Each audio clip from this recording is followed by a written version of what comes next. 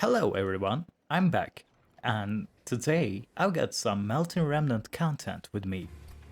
So, Melting Remnant gets to be the tricky clan, but you really don't need any tricks with them. I believe Remnant is currently the strongest clan in Monster Train, and there are a number of reasons for this. For one, Rector Flicker is the strongest champion in the game.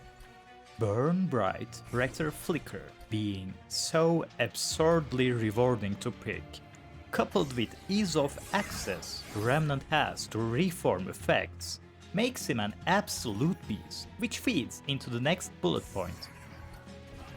Melting Remnant has the strongest early game. Their commons are so absolutely bonkers that there is no way you're not steamrolling till the second boss. This means you got increased gold income, which directly translates into a stronger deck to tackle endgame with. Melting Remnant has no real weaknesses. Now, they do have low access to AoE and direct damage. Sure, but they get unique utility spells no one else has access to instead. And having Hellhorned or Awoken secondaries fixes that weakness right up anyways, with Torch and Vent for the former and Spikes for the latter.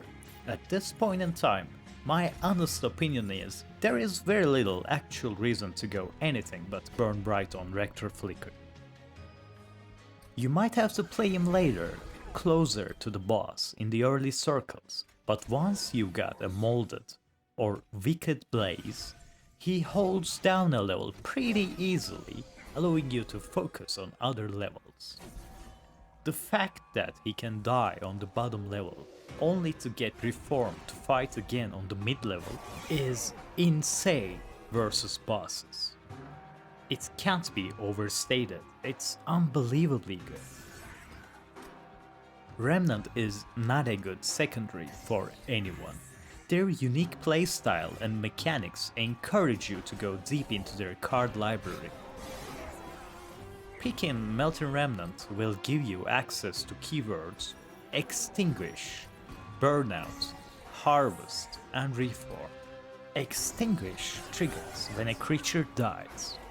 Burnout is a countdown for most of Remnant's creatures. When it reaches 0, the creature dies.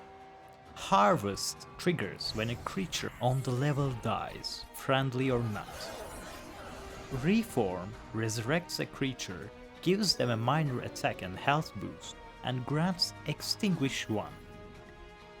This stacks, so it either means the creature is dying in one turn, or dies in X plus 1 turns, if they already had Extinguish. So, let's take a look at their commons. Dreg is probably the best starting card in the game. It's not a spell, so it removes itself from your deck. It's free, a 9 attack, 3 health body lets it punch way above its pay grade.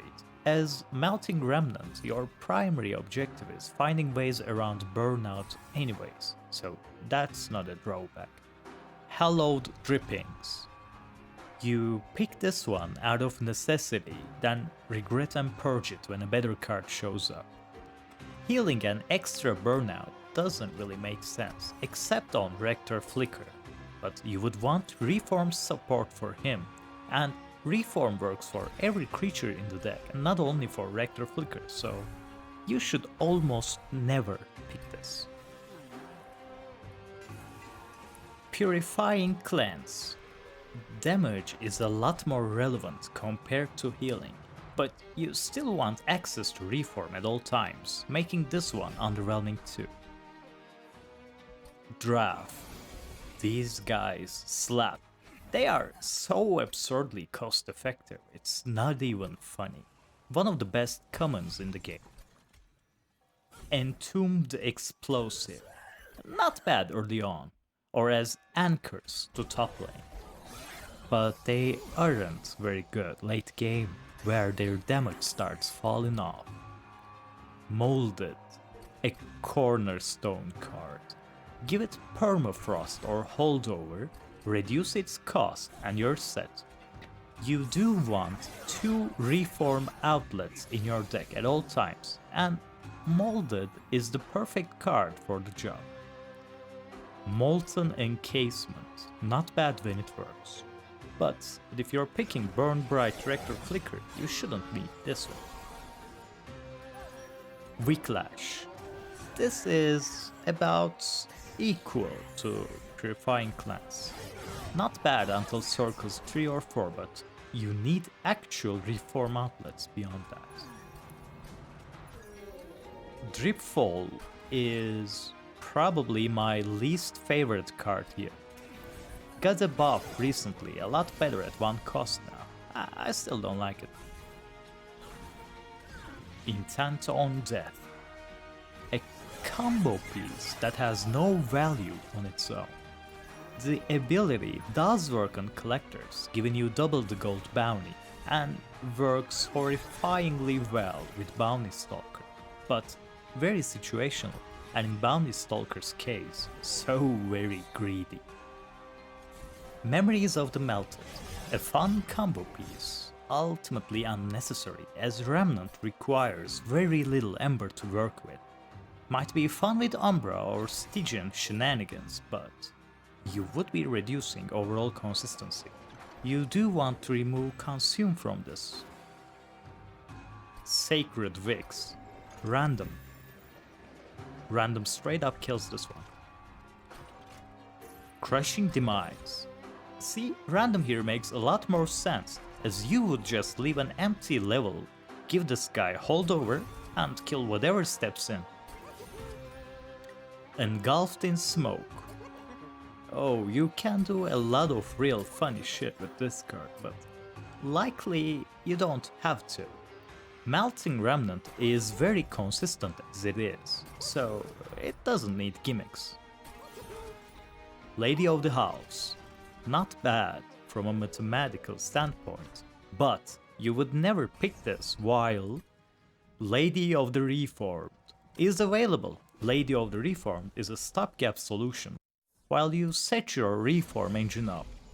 Anyone on her level will not extinguish, letting you set up permanent defenses without needing reform cards.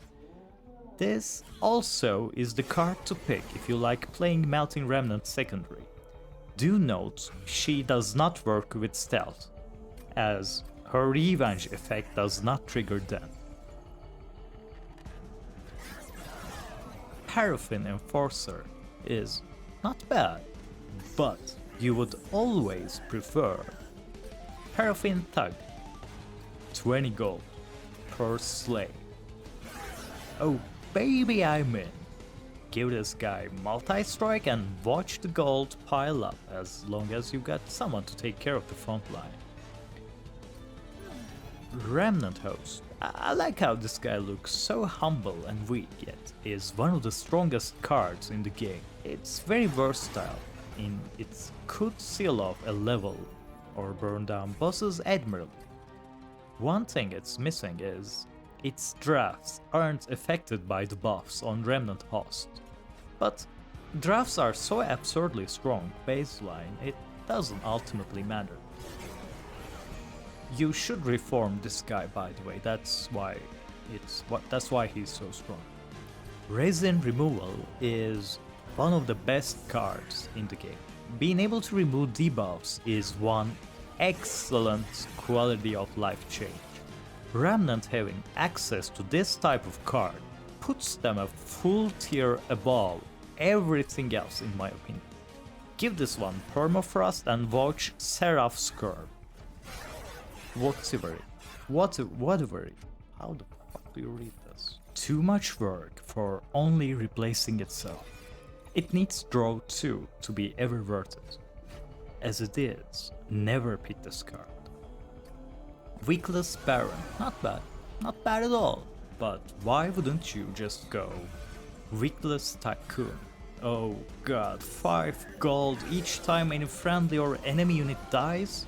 Yep, count me in. You do want this guy out at circles 7 to 8, but until then, this guy's your best homie. A fatal melting. Fun, but its impact is low unless you heavily upgrade it.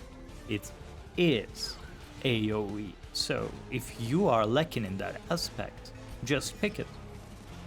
Subsuming Blade is probably the best single target spell in the game. Give it holdover and cost reduction, and just watch it slay its way through the enemy lines. Wicked Blades, the pal to Molded as the cornerstone card. You want 2 of either Wicked Blades or Molded in your deck.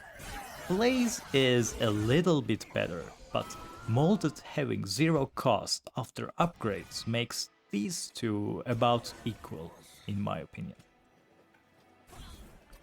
Mortal Entrapment, not bad, but you shouldn't need it.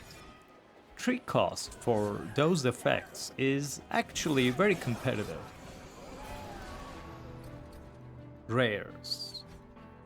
Waxen Spark. Not terrible, but X not affecting burnout is a big bummer. Sacrificial Resurrection. This one I'm mixed about. Sacrificial Resurrection effectively lets you trade your dregs for drafts, which is excellent.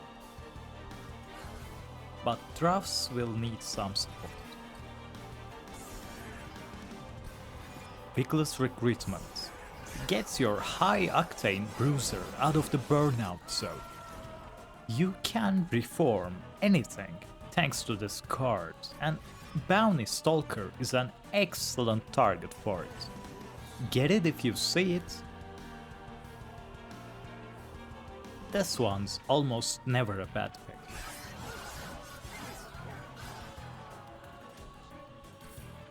Bounty Stalker. An excellent card with built-in victory conditions, so it's like a game-winning combo in a single card. I don't see why there are so many meaningless combo pieces when this card exists, which will one-shot Seraph at any difficulty. Devourer of Death. So, what was I saying about ineffective combo pieces? No. Remnant Pact. This one's worth the rare tag. It has so many applications. This card's utility is off the charts, especially for Melting Remnant. Big Sludge. See, he's not bad, for sure. But why get this guy if Bounty Stalker is anywhere nearby? Formless Child. Yes, drawing random creatures, great.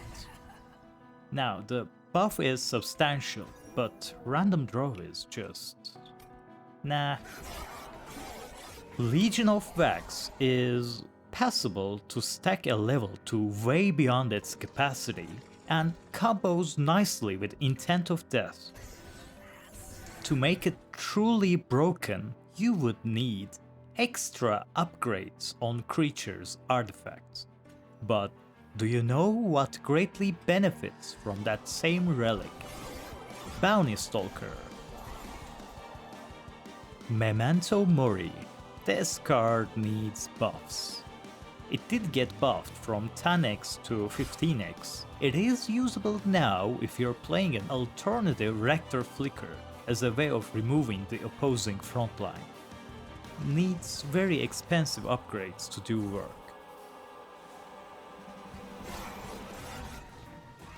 Let's take a look at the relics. Combustible Wax. If you get this, you are now playing the most broken race Monster Train has to offer. Congratulations on the win. Encased Ember. Wow, sure. So I get 25 gold if I skip this. Exploding Candle. It's AoE. The damage is dealt to the whole level. You end up getting so much mileage out of this, it's not even funny. Flicker's Liquor. This is another excellent relic, about equal with Banners of Hell. Melting Spout. Worth about 25 gold. Memorial Found. The relics are so unbalanced, it's not even funny. You'll get more gold than you can spend with this relic. Mauled Braces. Makes your lines fairly durable, as dying from burnout still triggers this. Resin Block. This one makes your drafts and Bounty Stalker a true menace.